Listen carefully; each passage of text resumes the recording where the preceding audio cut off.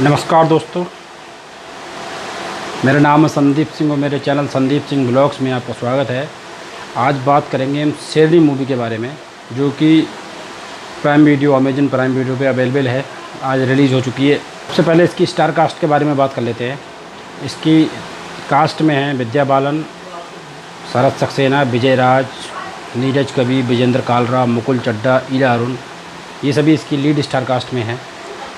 इसके बाद बात आती है इसकी कहानी की। तो इसकी कहानी जो बेस्ड है, एक जंगल पे बेस्ड है। उस जंगल में एक शेरनी है जो एक किसानों के कुछ जानवर होते हैं जो जंगल में चरने जाते हैं, उनमें से किसी एक जानवर का शिकार कर देती है। उसके बाद में वो किसान वन विभाग को कंप्लेंट करते हैं। वन विभाग वाले वहाँ पर आके मतलब इंक्वायरी करते हैं। इंक्वायरी करने के बाद में जब उनको पता लगता है कि ये शेर है, तो वो वहाँ पर एक कैमरा आता है, कैमरा ट्रैप जिसको बोलते हैं, जिससे पता लगता है कि जानवर कहाँ जा रहा है, क्या कर रहा है, वो सब।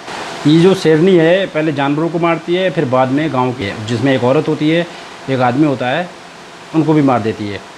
तो वन विभाग वालों का मानना है कि ये शेरनी ने धोखे से किया है, गलती से किया है, अनजाने में किया है, मतलब वो मैन ईटर नहीं है, लेकिन उसने किया है। उसने ऐसे किया, उनको लगा कि ये इसका शिकार करने आ रहे थे तो उसने मार दिया। और विद्या बालन का जो रोल है वो फॉरेस्ट ऑफिसर बनी है, और उनका काम यही है कि शेरनी को बचाना है, उसको बड़े जंगल में या नेशनल पार्क में इसको बिना मारे आराम से पहुंचाना है। और इसी के ऊपर ये बेस्ड है पूरी कहानी कि विद्या बालन उस शेरनी को बचा पाती हैं, नहीं बचा पाती हैं, जंगल पहुंचा पाती हैं, नहीं पहुंचा पाती हैं। इसी के बीच में उनके पास में कौन कौन सी अड़चनें आती हैं, किन किन परेशानियों का सामना करना पड़ता है, इसी पूरी चीज़ पे ये पूरी कहानी बेस्ड है। इसमें जो विजेंद्र कालरा जी है वो विद्या बालन के सीनियर बने हैं। नीरज कवि जी है वो भी विद्या बालन के सीनियर हैं। विजय राज जो हैं वो विद्या बालन के कलीग हैं, और इनका काम होता है डीएनए टेस्ट लेना।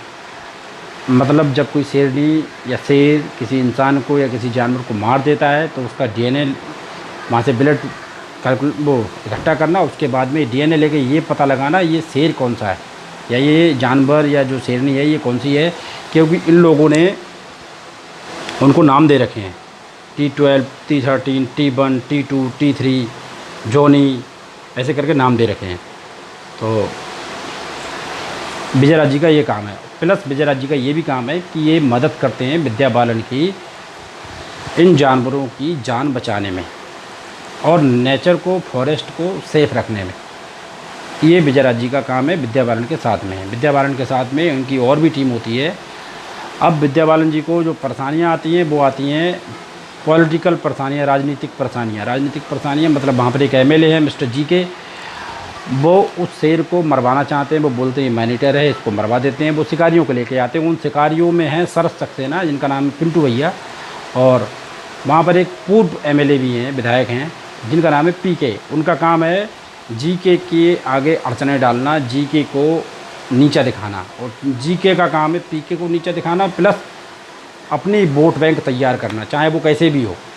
तो यही कहानी है और यही कैरेक्टर्स हैं इनके, और यही इनके रोल हैं।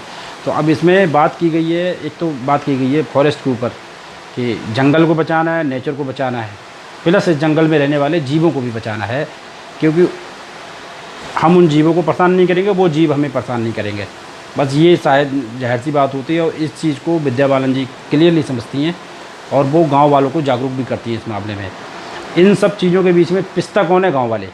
गांव वाले कैसे पिसते हैं? गांव वाले पिसते हैं बड़े आदमियों की राजनीति में, जो उनको ये समझ में नहीं आ पाता है कि ये एमएलए क्या राजनीति कर रहा है। एमएलए गाँव वालों को वोट बैंक तैयार करने के लिए विजय राज जी ने एक उससे क्या कहते हैं कैंप लगाया था, एक जागरूक अभियान चलाया था, जो एक नाटक के थ्रू वो बता रहे थे कि कैसे करके करना है। अगर आदमी जंगल नहीं जाएगा तो शेर गांव नहीं आएगा, और आदमी जंगल नहीं जाएगा तो शेर आदमी को नहीं खाएगा।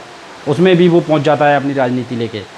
तो इसमें बहुत सारी चीज़ों पर बात की गई है। इस मूवी के अंदर एक सीन है बिरयानी का, मतलब ईला अरुण जी विद्या बालन की सास बनी है, मुकुल चड्ढा की मम्मी बनी है। मुकुल चड्ढा जो है विद्या बालन के हस्बैंड हैं, जो कि मुंबई रहते हैं, विद्या बालन जी से बहुत अलग रहते हैं।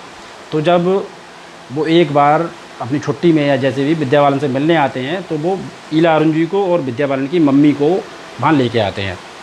और जब ये लेके आते हैं तो विजय राज जी के यहाँ इनकी दावत होती है, और दावत में जाते हैं तो वहाँ बिरयानी बनती है। और बिरयानी का नाम सुन के सभी के दिमाग में आएगा मटन बिरयानी, चिकन बिरयानी, अंडा बिरयानी या जो भी बिरयानी हो, केकड़ा बिरयानी, कुछ भी बिरयानी हो, लेकिन वेज बिरयानी का नाम बहुत कम आता है।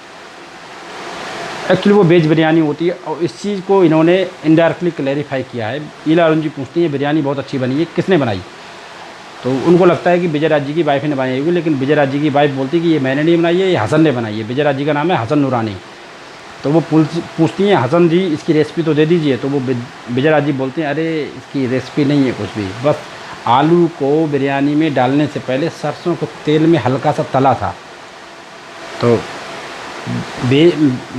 बिरयानी में जो है आलू नहीं डाले जाते हैं, तो जाहिर सी बात है वो वेज बिरयानी थी। आलू पड़ा है उसमें तो वेज बिरयानी है। तो चिकन और आलू को साथ साथ नहीं डाला जाता है। मैं प्योर वेजिटेरियन हूँ, लेकिन मैंने देखा है ऐसा, मूवीज़ में देखा है, रेस्टोरेंट होटल में देखा है, बिरयानी के अंदर में आलू नहीं होता है। तो यहाँ से ये पॉइंट जो है फिल्म का, जो समझना चाहेगा उसको सीख देता है कि वेजिटेरियन बनिए, मांसाहारी मत बनिए, क्योंकि मांसाहार को अपनाने के लिए या मांसाहारी बनने के बाद हम जानवरों को मारना चालू करते हैं, चाहे वो मुर्गा हो, बकरा हो, बकरी हो, मच्छी हो, मछली कुछ भी हो। मछली भी पानी के जीव हैं, उनको भी मारना सही नहीं है। मुर्गे मुर्गियों को भी अपना जीवन है, बकरों का भी अपना जीवन है, लेकिन लोग मारते हैं, सोचते नहीं हैं। तो ये पॉइंट दर्शाया गया है। गांव वालों की दुविधा भरी ज़िंदगी दिखाई गई है कि वो बेचारे वो क्या करें, कैसे पिस रहे हैं, ये दिखाया गया है। अब ये जी के आता है यहाँ राजनीति करता है आके, ठीक है।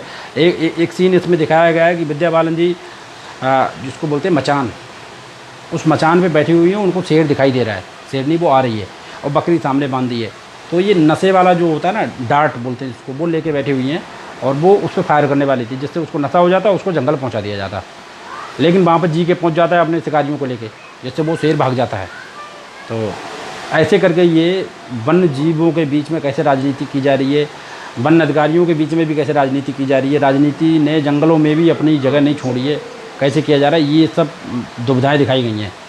प्लस उसमें एक चीज़ दिखाई गई है कि कॉपर माइन खोद दी गई है जंगल के बीच में, जिसकी वजह से जंगल को काटा गया है, जिसकी वजह से जंगल कम हो गया। अब उस शेरनी को नेशनल पार्क जाना है, जब वो नेशनल पार्क जाएगी तो उसको वो कॉपर माइन पार करनी पड़ेगी, जिसको पार करना बहुत मुश्किल है क्योंकि वो बहुत गहरी है। उसके बाद में उसको हाईवे पार करना पड़ेगा, उसके बाद में गाँव भी आता है। तो विद्या बालन जी के सामने ये सारी समस्याएँ आ रही हैं और वो चाहती हैं कि सेफली इस शेरनी को कैसे भी करके बड़े जंगल में या नेशनल पार्क में पहुँचा दिया जाए, और ये लोग उसी चीज़ में अड़चन बन रहे हैं। तो वो शेरनी को ये सेफली नहीं पहुंचा पाती है, या क्या होता है शेरनी का, या क्या होता है विद्या बालन का, इसके लिए आपको ये मूवी देखनी पड़ेगी। और इस मूवी के अंदर कोई नेगेटिव पॉइंट नहीं, सारे पॉजिटिव पॉइंट हैं। बहुत मुश्किल से ऐसी मूवी बनाई जाती हैं, एक तरह से रियलिस्टिक मूवी है। कोई ऐसा नहीं है इसमें मार धाड़ नहीं दिखाई गई, कोई ऐसा नहीं दिखाया है कि एक गोली मारी 5 गुंडे गिर गए, या एक घूंसा मारा 10 गुंडे गिर गए, ऐसा कुछ नहीं दिखाया गया है।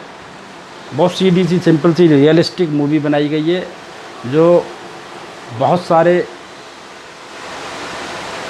प्रशंसा की हकदार है, बहुत सारे अवार्ड की हकदार है। और ऐसा टॉपिक इसमें लाया गया है जो जानते सब है लेकिन मानता कोई नहीं है, या इसके बारे में लोग अवेयर नहीं है, या ये इतना टॉपिक हाईलाइटेड है ही नहीं लोगों के बीच में। तो मेरी समझ में ये मूवी सबको देखनी चाहिए एक बार, और इसको अप्रिशिएट करना चाहिए। मेरा काम था इस मूवी को देख के अप्रिशिएट करना, मैंने कर दिया। मैं इसको 5/5 दूंगा। मैं इसका आधा स्टार कुछ भी कम नहीं करूंगा, पूरे मार्क इसके फिल्म मेकर को, इसके प्रोड्यूसर को, इसके डायरेक्टर को, इसके एक्टर्स को पूरे के पूरे मार्क, क्योंकि सब ने अपना 110%, 200% दिया है और मूवी को ये बेहतरीन मूवी बनाया है। 2 घंटे 10 मिनट कुछ सेकंड की मूवी है। आपको नहीं लगेगा आपने कब 2 घंटे क्रॉस कर दिए मूवी देखते देखते। तो इतनी दमदार मूवी है, तो जाइए मज़ा लीजिए, देखिए इसको। और हम मिलेंगे अगली वीडियो में, तब तक के लिए राम राम, जय हो।